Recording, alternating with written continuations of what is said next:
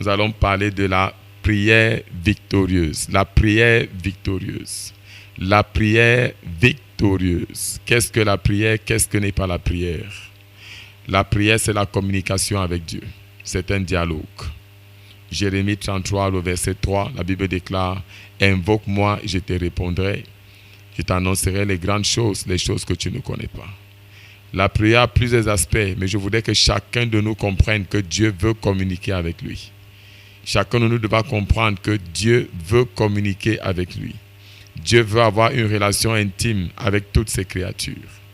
Dans Luc 18, le verset 1 au verset 8, la Bible nous parle de cette parabole. Jésus a dit, la Bible déclare que Jésus leur fit cette parabole pour enseigner à ses disciples qu'il faut toujours prier. Pour montrer qu'il faut toujours prier et ne point se relâcher. Qu'il faut toujours prier et ne point se relâcher. Qu'il faut toujours prier et ne point se relâcher. La prière est la respiration d'un chrétien. La prière est la respiration d'un enfant de Dieu. Quelqu'un qui ne prie pas est un chrétien spirituellement mort. Pire encore, pour ceux qui ne connaissent même pas Jésus. Tous ceux qui ne connaissent pas Christ sont spirituellement morts parce qu'ils ne peuvent avoir aucune relation intime dans la prière avec Dieu. Jésus leur fit cette parabole pour leur dire qu'il faut toujours prier. Cette parabole du juge inique, ce grand juge qui était méchant, qui devait rendre justice à une veuve. Il ne voulait pas rendre justice à cette femme, mais la Bible déclare que tout le temps, cette femme revenait toujours importuner le juge. Rends-moi justice, rends-moi justice, rends-moi justice. Bien qu'il était méchant, il a fini par rendre justice à cette veuve d'une manière en sa faveur. Il a fini par rendre justice à cette veuve en sa faveur. Et Jésus a dit, et Dieu ne fera-t-il pas justice à ses élus qui crient à lui jour et nuit? Et tardera-t-il à l'égard? Je vous le dis, il leur fera promptement justice. Mais quand le Fils de l'homme viendra, trouvera-t-il la foi sur la terre? En réalité, ce que Jésus voulait dire, c'est que quand le Fils de l'homme viendra, trouvera-t-il encore la prière sur la terre? Trouvera-t-il la foi sur la terre? C'est les gens qui ont la foi qui prient. C'est les gens qui ont la foi qui prient. Beaucoup de personnes ont arrêté de prier. Il y a même d'autres qui n'ont aucune vie de prière parce qu'ils se disent qu'ils sont trop forts, qu'ils peuvent résoudre leurs problèmes par leurs propres efforts. Il y a des problèmes que vous pouvez résoudre par vos efforts physiques, mais il y a des problèmes qui ont besoin de la prière. Nous sommes dans un monde spirituel et chaque problème qui est dans ce monde a une origine spirituelle. Lorsque vous apportez le traitement spirituel de la prière, la manifestation est validée sur le plan physique. Toute bataille que vous gagnez dans le monde invisible est confirmée dans le monde matériel. C'est la raison pour laquelle la Bible déclare dans 1 Thessaloniciens 5, le verset 17. 1 Thessaloniciens 5, le verset 17. Priez sans cesse. Priez sans cesse. Priez sans cesse. Priez sans cesse. La prière rend l'impossible possible. La prière rend l'impossible possible. En ce sens qu'elle invite Dieu sur la scène du combat. Elle invite Dieu à s'intéresser à notre affaire. Dans Jacques chapitre 5, le verset 17, la Bible nous parle d'Élie. Elle dit qu'Élie était un homme de la même nature que nous. Mais il a prié, il a fermé le ciel pendant 3 ans et 6 mois contre la pluie en Israël. 3 ans et 6 mois. C'était la prière d'un homme, la prière d'un seul homme. Alors la bonne nouvelle que j'ai pour toi, c'est que tu peux renverser toute situation contraire dans ta vie à travers la prière. Tu peux commander les hommes à travers la prière. Tu peux renverser les verdicts sataniques à travers la prière. Tu peux contrecarrer tous les arrêts, les décrets des sorciers dans la nuit à travers la prière. Un chrétien qui ne prie pas est un chrétien spirituellement mort. Un homme qui n'a jamais connu Christ, qui ne connaît même pas ce que c'est que la prière, pire encore pour lui. Sa vie est exposée aux puissances des ténèbres. Mais lorsque tu pries, tu as le contrôle contre le monde invisible. Ne dites jamais que Dieu connaît mes problèmes. Alors, si vous dites que Dieu connaît vos problèmes, vous direz alors que vous n'avez pas besoin de prier. Dieu a instruit la prière comme un principe. Il a instruit la prière comme un principe. C'est par la prière que nous amenons Dieu à intervenir dans nos vies. Des gens qui ont des dossiers qui sont bloqués dans des ministères, dans des banques, dans des entreprises, dans des sociétés, des dossiers qui sont bloqués depuis longtemps. Vous passez le temps à commenter votre situation sans invoquer Dieu pour intervenir dans l'affaire. Et quand il arrive même que vous priez, vous récitez des prières que les gens ont écrites. Dieu veut que tu lui dises ce que tu désires. C'est pour ça que Jésus avait dit à Bartimée, que veux-tu que je fasse pour toi? Dans la prière, nous exprimons le désir de notre cœur. Nous ne récitons pas des choses que les gens ont écrites. Nous disons à Dieu le désir de notre cœur. Alléluia. La prière, c'est le fil de vie de chaque enfant de Dieu. La prière, c'est le rail qui transporte la locomotive de la puissance de Dieu. La prière, c'est le rail qui transporte la locomotive de la puissance de Dieu. La prière, c'est le rail qui transporte la locomotive de la puissance de Dieu. Plus vous priez longtemps, plus vous étendez le rail qui va permettre à la puissance de Dieu d'agir dans votre vie. Pas de prière, pas de résultat. Petite prière, petit résultat. Grande prière, grand résultat. Jésus a dit, priez sans cesse. Quand le Fils de l'homme viendra, trouvera-t-il encore la foi sur la terre? Beaucoup de personnes négligent la prière. Beaucoup de personnes pensent que ce sont les gens qui sont faibles, les gens qui n'ont pas de force qui prient. Ils sont très forts, ils ont les moyens, ils ont l'argent, ils peuvent s'acheter les avocats. Mais moi je te dis, si toi tu pries, tu auras la victoire sur tous tes ennemis. Tout chrétien qui prie est un chrétien victorieux. Qu'est-ce que la prière? La prière est un principe. Alléluia. Jacques chapitre 5, le verset 13. Quelqu'un parmi vous est-il dans la souffrance? Qu'il prie. Quelqu'un est-il dans la joie? Qu'il chante des cantiques. Voilà ce que la parole de Dieu dit. Je suis venu ce soir pour prier. Tous ceux qui m'entendent, qu'importe ton quartier, qu'importe ton village, je vois le Seigneur t'exaucer. Je vois le Seigneur résoudre le problème par lequel tu passes. La voix qui est en train de sortir du fond de ma gorge, c'est une voix de tonnerre. Chaque prière qui n'a pas été exaucée, depuis que vous écoutez cette émission, sera exaucée aujourd'hui. Dans le nom puissant de Jésus-Christ.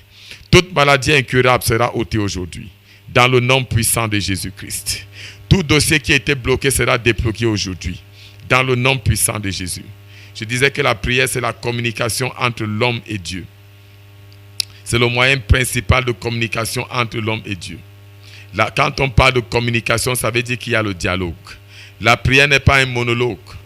Dieu n'est pas un enregistreur ou bien devant lequel vous venez, vous déposez votre requête et vous partez. Non, Dieu veut communiquer avec toi. Dieu veut communiquer avec toi. Parce que dans la prière, nous recevons la réponse. Dans la prière, nous recevons la réponse. Matthieu 7,7 dit, demandez et vous recevrez. Quand nous dialoguons avec Dieu, nous l'entendons. Il nous répond de plusieurs manières. Je voudrais que tu comprennes que tu es un esprit. Et le Dieu que tu parles est un esprit.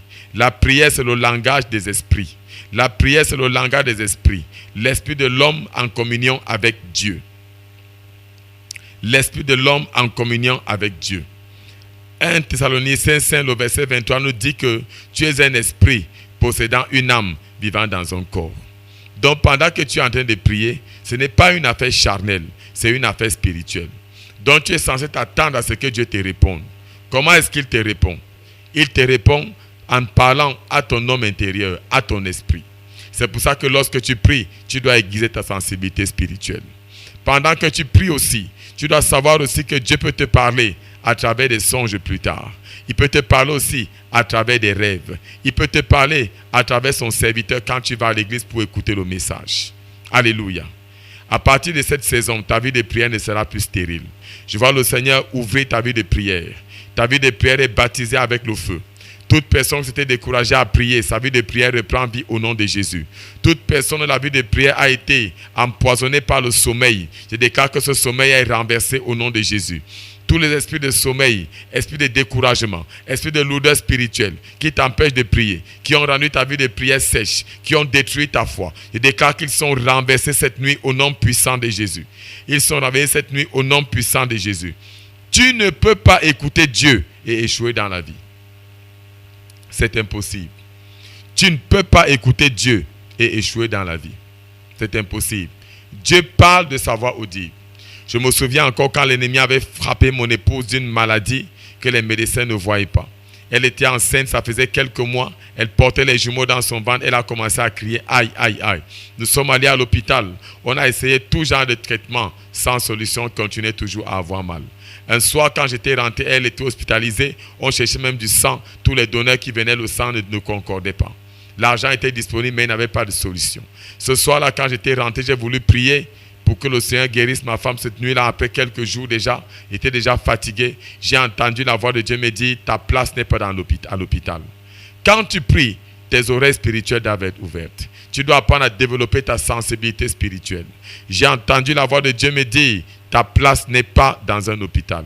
Et j'étais sûr, quand tu entends de Dieu, tu sais que tu as entendu. Beaucoup de gens entendent Dieu leur parler, mais ils refusent d'écouter parce qu'ils ont déjà leur pensée ailleurs. Si tu penses que tu peux résoudre toi-même tes problèmes, pourquoi est-ce que tu pries encore? Si tu penses que tu peux résoudre toi-même tes problèmes, pourquoi est-ce que tu pries encore? Beaucoup de gens veulent canaliser Dieu. Ils veulent orienter Dieu. Ils veulent dire à Dieu comment est-ce qu'ils voudraient que Dieu résolve leurs problèmes. Je veux que tu saches que il n'est pas donné à un homme quand il marche à diriger ses pas. Jérémie 10, le verset 23. La vie de l'homme est entre les mains de l'Éternel. C'est Dieu qui connaît ce qui est bon et juste pour nous. Ce jour-là, j'étais en train de prier. J'ai entendu ta place n'est pas dans l'hôpital. J'ai dit, Seigneur, j'ai compris. Tout ce que je te demande maintenant, c'est que quand j'irai à l'hôpital, que je dise à ma femme que nous rentrons. Ce jour-là, j'étais libre. J'ai senti la paix dans mon cœur. Quand tu entends de Dieu, tu as le témoin de l'esprit et tu as la paix. Le jour qui suivait, quand je me suis rendu à l'hôpital, je suis même allé au travail d'abord. J'ai réglé toutes les choses qui étaient en retard, les activités, les travaux qui étaient en retard. Je suis allé aux environs de 11h midi à l'hôpital gynéco. Je lui ai dit, maman, le Seigneur m'a dit de venir te chercher, nous rentrons. Elle m'a dit, ah bon, j'ai dit oui. Elle-même s'est levée, elle a commencé à enlever les choses. Or, pendant tout le séjour à l'hôpital là-bas, on l'a déplacée seulement dans un patin. Elle a enlevé les choses. Ils m'ont dit, signe ici.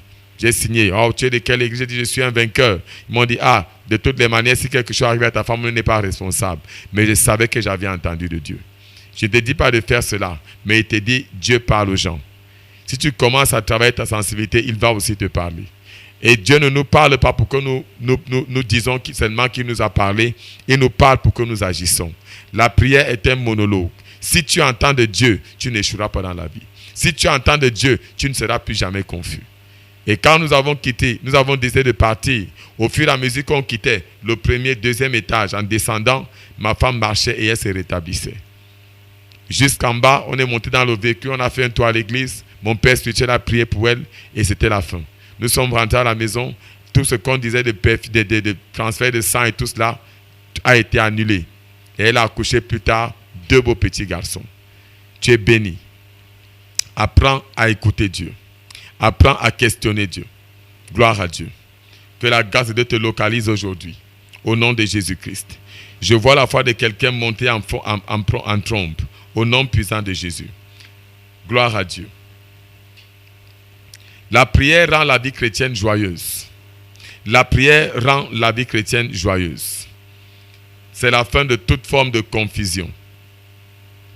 C'est ce que Dieu a donné aux hommes pour embellir leur vie. La prière. Alors, pourquoi est-ce que nous devons prier? Partie 2. Pourquoi est-ce que nous devons prier? Gloire à Dieu. Nous devons prier premièrement parce que la prière est un commandement. 1 Thessaloniciens 5, le verset 17. La Bible dit, priez sans cesse. Chaque commandement de Dieu est pour notre bien. Chaque commandement de Dieu est pour notre bien. Comprenez ce soir, vous êtes une maison spirituelle. La Bible nous dit que le corps humain, l'homme est le temple de Dieu. Si vous ne priez pas, vous risquez d'être rempli par de mauvais esprits. La nature ne tolère pas le vide. Si Dieu a dit que nous devons prier, c'est afin d'assurer sa protection. Une maison qui est inhabitée devient facilement la maison des souris, des rats, des cafards et des araignées. Et ce qui se passe dans la vie d'un homme qui ne prie pas. L'homme qui ne prie pas est vulnérable et sera envahi par des esprits méchants. Dans Matthieu 21, le verset 12 à 13, Jésus a pris le fouet. Il est entré dans le temple. Il a commencé à fouetter tout ce qui achetait et vendait dans le temple. Pourquoi? Parce que la maison de Dieu était envahie. C'est pour ça qu'il est écrit, ma maison sera appelée une maison de prière et vous en avez fait une caverne de voleurs. toute force des ténèbres qui trafiquent dans ta vie, je déclare aujourd'hui qu'ils sont renversés. Bombardés hors de ton corps au nom de Jésus-Christ. Matthieu 12, le verset 43 à 45. Il dit, lorsque l'esprit impur est sorti d'un homme, il va dans les lieux arides cherchant du repos n'en trouvant point. Il dit, je retournerai dans ma maison d'où je suis sorti. Et quand il arrive, il la trouve vide, balayée et ornée. Il s'en va et il prend avec lui 7 aux esprits plus méchants que lui. Ils entrent dans la maison, s'y établissent et la dernière condition de cet homme est pire que la première. Il en sera de même pour cette génération méchante. La bonne nouvelle que j'ai pour quelqu'un aujourd'hui, ta vie de prière est née dans le nom de Jésus-Christ. Alors, pourquoi est-ce que nous prions? Point numéro 2. Nous prions aussi pour obtenir la direction divine. Nous prions pour obtenir la direction divine.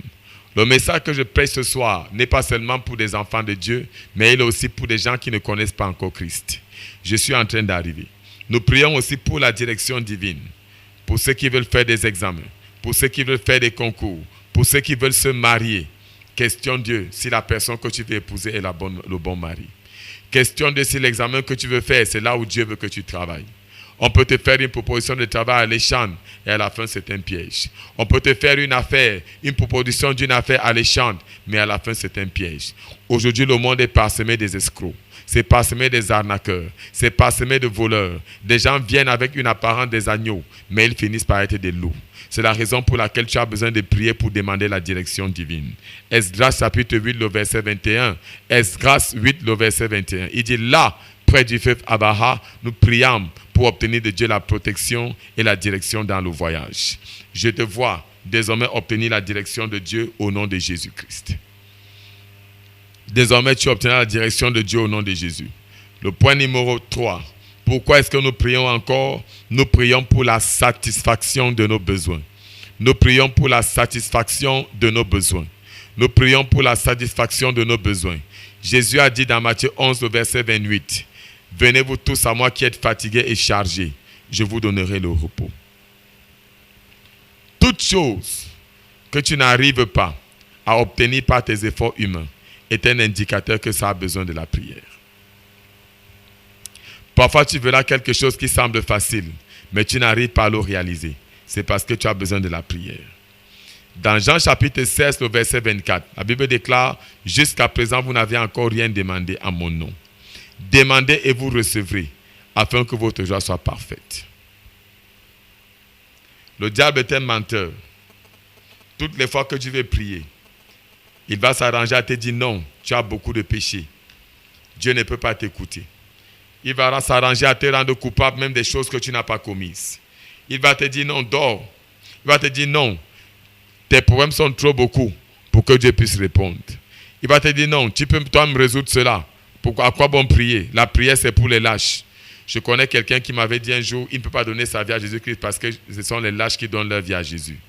Aujourd'hui, cette personne est 2 mètres sous terre et le jour de son enterrement, il n'y avait même pas un pasteur pour prier dans ces funérailles. On ne se moque pas de Dieu. Tout le monde a besoin de Dieu. Refuser de prier est un acte de rébellion. Refuser de prier est un acte de rébellion. La Bible déclare prier sans cesse. Il dit jusqu'à présent vous n'aviez encore rien demandé à mon nom. Demandez et vous recevrez afin que votre joie soit parfaite. Toi qui t'étais découragé dans la prière, aujourd'hui Dieu va t'exaucer. Je n'ai pas entendu ton amen. Dieu va t'exaucer. Pendant que je suis en train de parler, tu vas mettre la main sur ton poste radio. Tu vas mettre la main sur ta poitrine.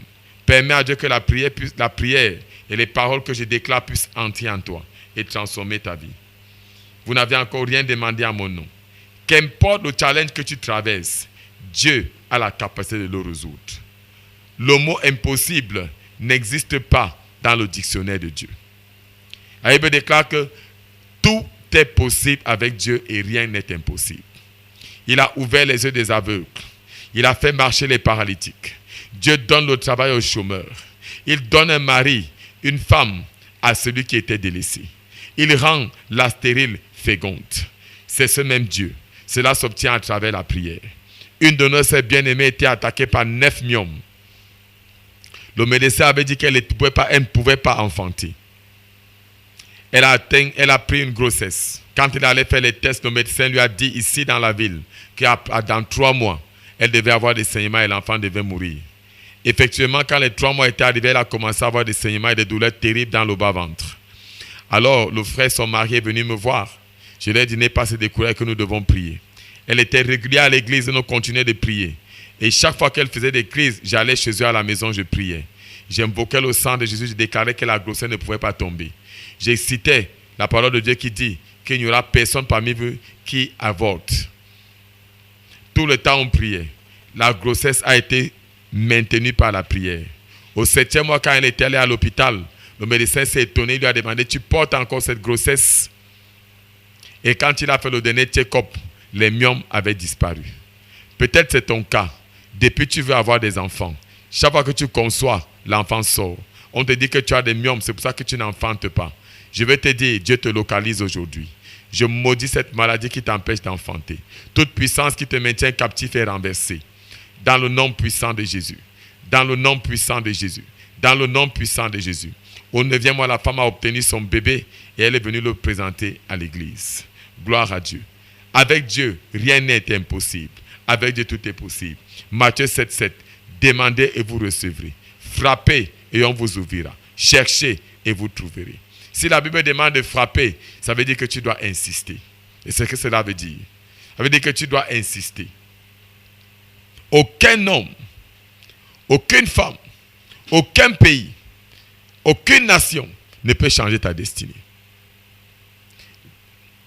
La seule personne que tu as besoin, c'est Jésus de Nazareth. Il a dit, tout ce que vous demanderez à mon Père, croyez que vous l'aurez reçu et vous le verrez s'accomplir. Gloire à Dieu.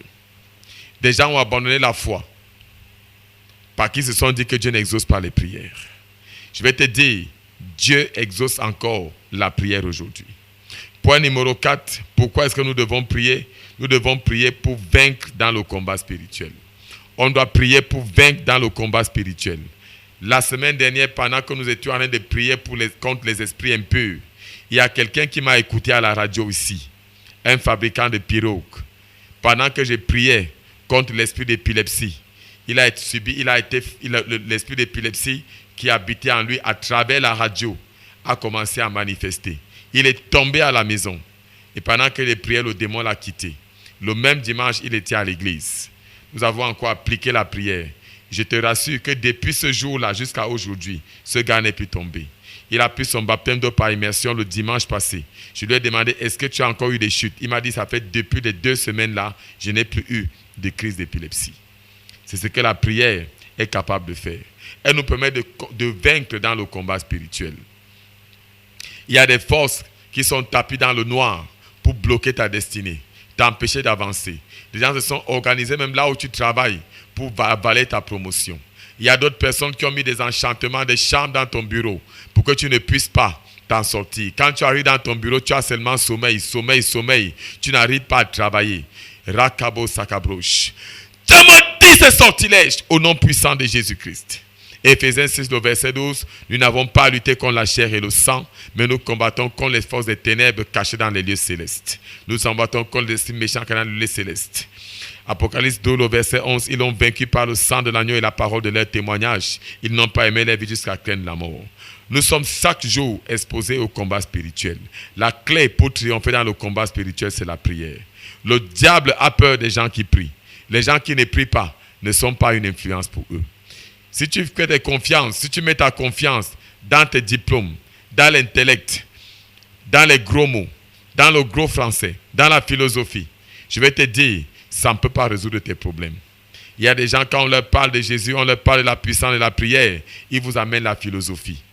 Et ils finissent esclaves des médicaments, esclaves des marabouts, sans trouver de solution. La prière rend l'impossible possible. La médecine ne guérit pas toutes les maladies, mais la prière guérit toutes les maladies. Il n'y a pas une liste de maladies que Dieu ne guérit pas. Jésus guérit toutes les maladies sans exception.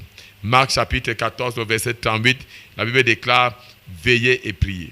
Veillez et priez sans cesse. Veillez et priez. Alléluia. À partir de ce jour, je déclare que tu auras la victoire.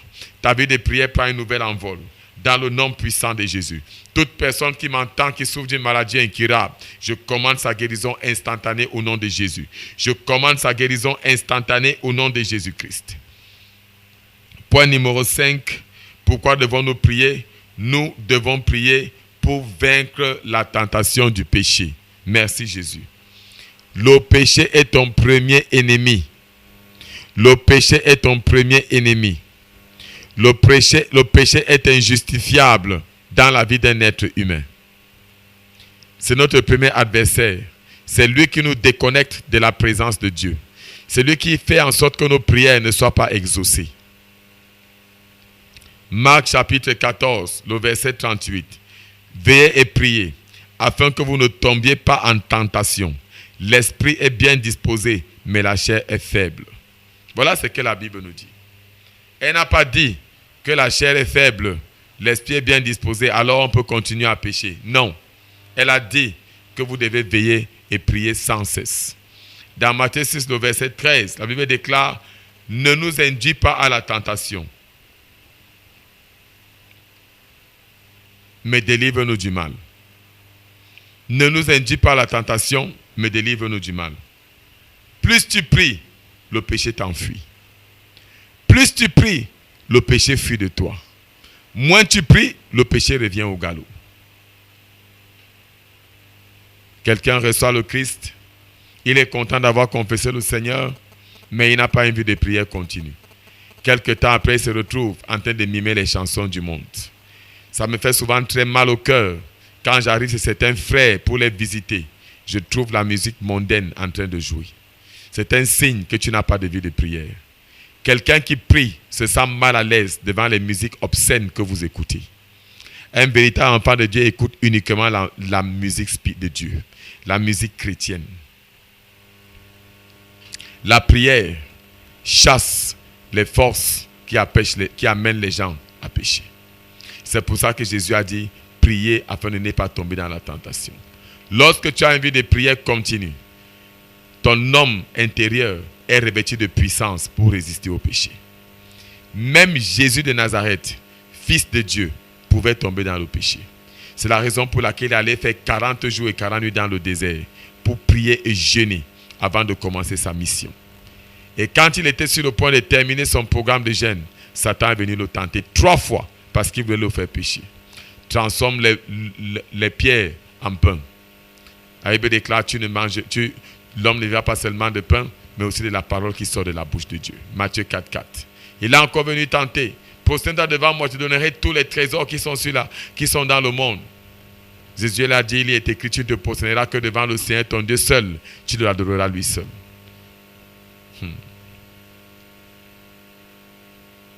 C'est ça la prière. La prière te rend fort devant les tentations. La prière te rend fort devant les tentations. Un demi-mensonge est un mensonge. Toute vérité dissimulée est un péché. C'est égal au mensonge. Qu'importe le nom que tu peux donner à la relation dans laquelle tu te trouves aujourd'hui, si c'est une relation où il n'y a pas eu de mariage, à la mairie, à l'église, tu es dans la fornication. Le péché, c'est le péché. La Bible déclare, la main de l'Éternel n'est pas courte pour nous bénir. Son oreille n'est pas sourde pour nous entendre. Mais ce sont nos péchés qui nous cachent ces transgressions. Alors tu as besoin de prier fort pour ne pas tomber dans le péché. Jésus a dit aux disciples de prier. Je libère cette grâce sur ta vie au nom de Jésus. Les tentations sont partout. Les tentations sont partout. La tentation de la fornication, la tentation du vol, la tentation de la bière, l'alcool. Nous sommes dans un monde aujourd'hui où quand tu ne bois pas, on trouve que tu es anormal. On se moque même de toi. Ah, c'est pour un temps, non? N'est-ce pas que tu es dans les églises? Et les chrétiens qui ne prient pas se retrouvent en train de boire. Ils disent non, je goûte seulement un peu.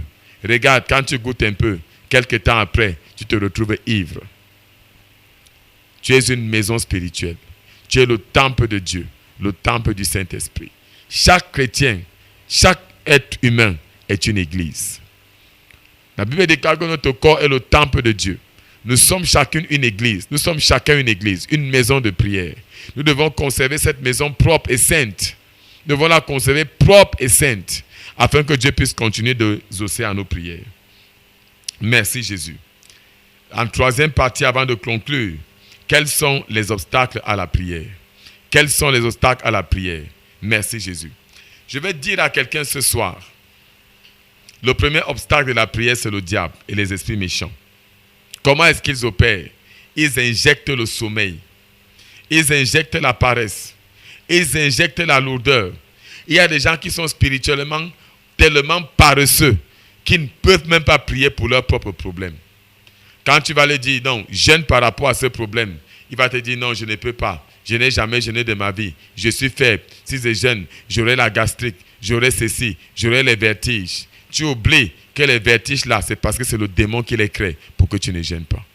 Matthieu 17, le verset 21, Jésus a dit que quoi? Cette sorte de démon ne sort que par la prière et le jeûne. La première cible dans la vie d'un homme, du diable dans la vie d'un homme, c'est la vie de prière.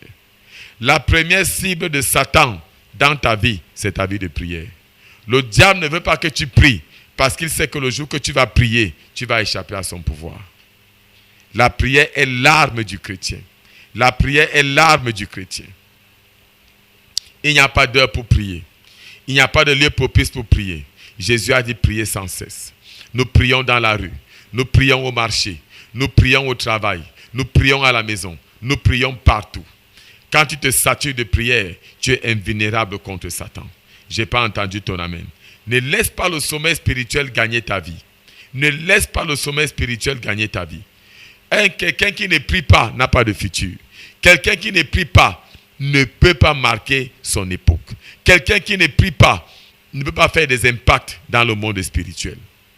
Ce sont les gens qui dominent dans le monde spirituel qui ont des impacts dans le monde matériel. Et la meilleure façon de dominer, c'est avec Jésus. La domination de Satan est partielle et à la fin, il te détruit.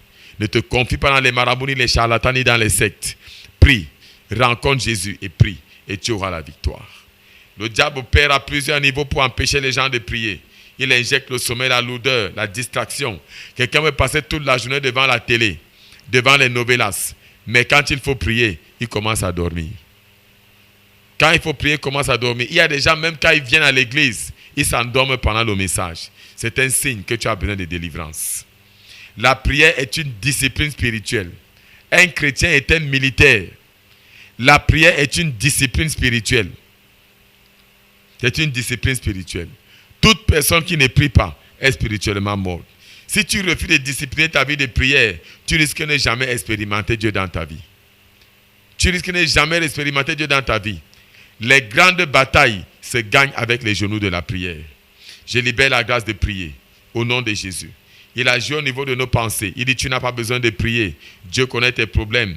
La prière est une perte de temps. Mais pourquoi veux-tu perdre ton temps à prier? Regarde autour de toi. Il y a beaucoup de gens qui réussissent, non, sans prier. Tu peux oublier la prière et tu vas aussi réussir. Voilà les armes que le diable utilise. À partir de ce jour, Satan ne te déroutera plus. Nous avons aussi la chair. Tu dois discipliner la chair. La chair aime dormir. Elle aime manger, elle aime boire, se divertir, boire le vin. Mais quand il s'agit de prier, elle vous dira, je n'ai pas le temps. 1 Corinthiens 9, le verset 24 à 27. Ne savez-vous pas que ceux qui courent dans le stade? Ils courent tous, mais qu'un seul remporte le prix. Courez de manière à le remporter. Tous ceux qui combattent s'imposent toute espèce d'abstinence. Ils le font pour obtenir une couronne corruptible, mais nous, faisons-le pour une couronne incorruptible.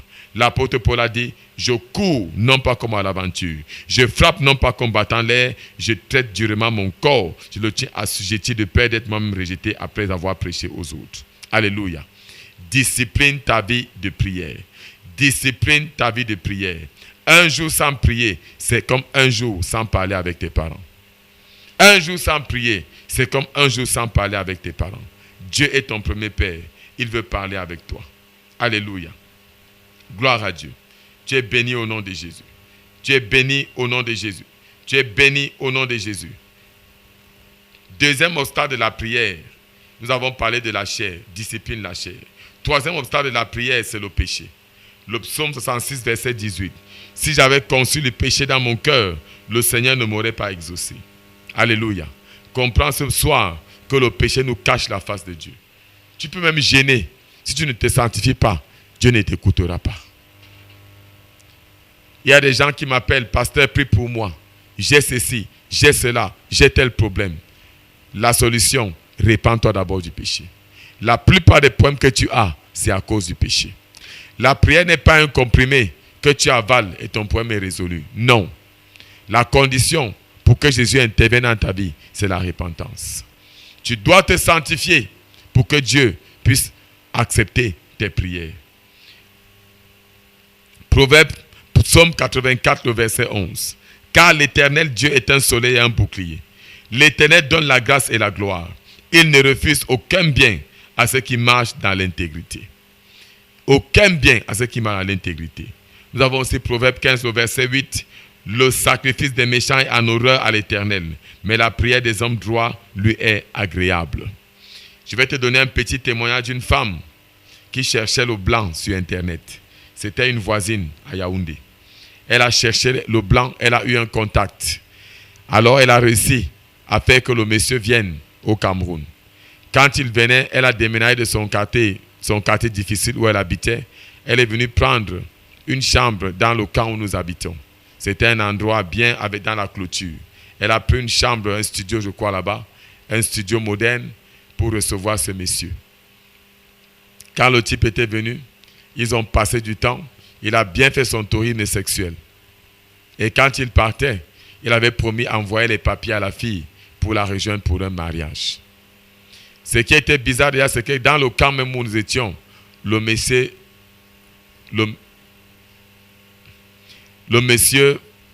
faisait même des clins d'œil aux autres voisines.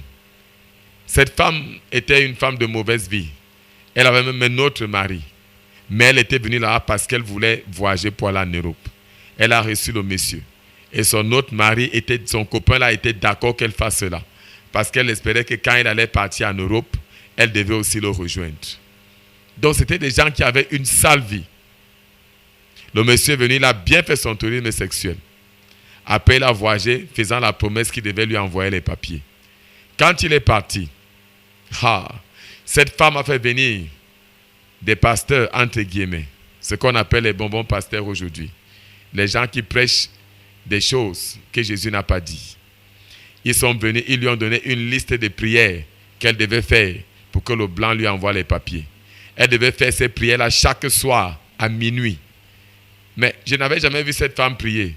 Mais j'ai vu cette femme commencer à prier. Chaque jour, elle bombardait pendant 3 heures de temps, de minuit à 3 heures. Elle avait une liste de prières qu'on lui avait donnée pour que ce monsieur envoie les papiers pour qu'elle le rejoigne en Europe. Elle avait tellement bombardé les prières pendant 1 mois. Rien ne s'est produit. Rien ne s'est produit. Les voisins même n'arrivaient pas à dormir quand elle faisait ses prières. Chaque jour, minuit à 3 heures. Et en journée, elle partait faire sa débauche. À la fin, le mois est terminé. Le monsieur n'a pas réagi. Le 2e mois a commencé. Même l'argent du loyer, il n'a pas envoyé. Pour finir, cette femme avait bagarré avec la bailleuresse. Et elle est partie avec, je crois, 2 mois d'arrêt de loyer impayé. Le blanc n'a jamais réagi. C'est pour te dire quoi? Dieu n'exauce pas les pécheurs. Dieu n'exauce pas les pécheurs. Tu es là, tu m'entends, tu écoutes ce que je te dis. Ton premier ennemi, c'est le péché. C'est le péché. Je parle aux jeunes filles de cette ville. Je parle aux mamans de cette ville. Des mamans qui ont 40, 50, 60 ans. 65 ans même, 70 ans même. Elles continuent à forniquer. Sortez de ces choses. Sortez de ces choses. Sortez de ces choses. Beaucoup de gens remplissent l'église aujourd'hui, mais ils vivent dans la saleté. Le pasteur ne peut pas faire un miracle dans ta vie. Celui qui fait le miracle, c'est Jésus. Tu peux être acclamé là où tu sais Dieu. Tu peux être acclamé là-bas. On peut dire que tu es une bonne enfant de Dieu. Mais pourtant, tu vis dans le désordre. Ma prière, c'est que tu changes aujourd'hui. C'est que tu changes aujourd'hui. Dieu exauce vraiment les prières. Je dis bien, Dieu exauce vraiment les prières. Il a dit que la prière du juste lui est agréable, mais la prière du méchant lui est en horreur. La prière du méchant lui est en horreur. Dieu a prescrit la prière pour que nous puissions embellir notre vie. Il a prescrit la prière pour que nous puissions dominer sur les forces des ténèbres. Il a prescrit la prière pour qu'on puisse vivre dans le miracle. Il a prescrit la prière pour qu'on puisse vivre dans le surnaturel. Mais pourquoi ces choses n'arrivent-elles pas aujourd'hui? À cause du péché. À cause du péché. Quand je parle, j'ai envie de couler les larmes. Ma prière, c'est que tu te répandes aujourd'hui au nom de Jésus. Tu changes de vie au nom de Jésus. Et tu verras le Dieu dont je te parle intervenir dans ta vie. Qu'est-ce qu'il faut faire pour que ta prière soit exaucée? Que faut-il faire pour que ta prière soit exaucée? Je répète, la prière n'est pas un comprimé qu'on avale. Répands-toi du mal. Répands-toi. Tu es mon invité demain. Dieu va changer ta vie. Que faut-il faire pour être exaucé? Première des choses, reconnais Jésus comme Seigneur et Sauveur par le biais de la nouvelle naissance. Reconnais Jésus comme ton Seigneur et ton Sauveur. La seule personne qui peut changer ta vie, c'est Jésus. Ce n'est pas un marabout. Ce n'est pas un exorciste. Celui qui peut changer ta vie, c'est Jésus. Accepte la nouvelle naissance. Reçois Christ comme ton Seigneur et Sauveur. Il dit, la Bible déclare, Jésus répondit, en vérité, je te le dis, si un homme ne naît d'eau et d'esprit, il ne peut entrer dans le royaume de Dieu. Jean 3, le verset 5. À partir de ce jour, le Seigneur va répondre à tes prières au nom de Jésus. La nouvelle naissance introduit chaque personne dans la famille de Dieu. Autrefois, vous étiez sa créature, mais maintenant, vous êtes devenu enfant de Dieu. Alléluia. Tu dois vivre dans la sanctification pour que Dieu exauce ta prière. Ésaïe 34, le verset 1. Non, la main de l'Éternel n'est pas trop courte pour sauver, ni son oreille trop dure pour entendre, mais ce sont vos crimes qui mettent une séparation entre vous et votre Dieu. Ce sont vos péchés qui vous cachent sa face et l'empêchent de vous écouter. Car vos mains sont souillées de sang et vos doigts de crime. Vos lèvres profèrent le mensonge, votre langue fait entendre le péché. Le nom de Jésus n'a aucune puissance dans la bouche d'un pécheur. Dieu hait la prière du pécheur. Il hait la prière du pécheur. Il hait la prière du pécheur. Oh, je souffre de telle maladie. Oh, je suis attaqué par des sorciers. Oh, ma vie ne marche pas, je suis bloqué. Je n'arrive pas à réussir. Alors, je vais inviter quelqu'un, on va faire les prières. Quelqu'un vient, il te dit, faisons les prières. Tu fais quelle prière sans connaître Jésus? Tu fais quelle prière sans connaître Jésus? Il dit, à ceux qui l'ont reçu, à ceux qui ont cru à son nom, il a donné le pouvoir de devenir enfant de Dieu. Ce n'est pas tout le monde qui est enfant de Dieu. Il y a les créatures de Dieu et les enfants de Dieu. Quand tu reçois Jésus, tu quittes du statut d'enfant de Dieu à créature de Dieu. Tu quittes du statut de créature de Dieu à enfant de Dieu. Quand tu reçois Jésus, tu quittes des statuts de créature de Dieu à enfant de Dieu. Tu quittes du statut de créature de Dieu à enfant de Dieu. Quand tu reçois Jésus. Ça fait très mal. Toute personne qui n'a pas Christ dans sa vie est un enfant de Satan. Dieu a créé tout le monde. Il a créé même le diable. Mais ceux qui pratiquent le péché sont sous le joug du diable. La Bible déclare que le diable est le premier pécheur. Quiconque pratique le péché est un fils du diable. Hais le péché. C'est ça qui bloque tes bénédictions. Hais le péché. C'est ça qui bloque tes prières. Hais le péché. C'est ça qui fait obstacle à tes prières. Le péché. Le péché n'est pas justifiable dans la vie d'un chrétien. Il y a des gens qui disent, oh, il est parti dans les églises, il est devenu fou. Dieu ne rend pas les gens fous. Toute personne qui devient fou, c'est parce qu'il a mélangé Dieu et les marabouts. Il a dit qu'il ne partage pas sa gloire. Exode 20. Je punis l'iniquité des pères sur les enfants jusqu'à la 3e et la 4e génération.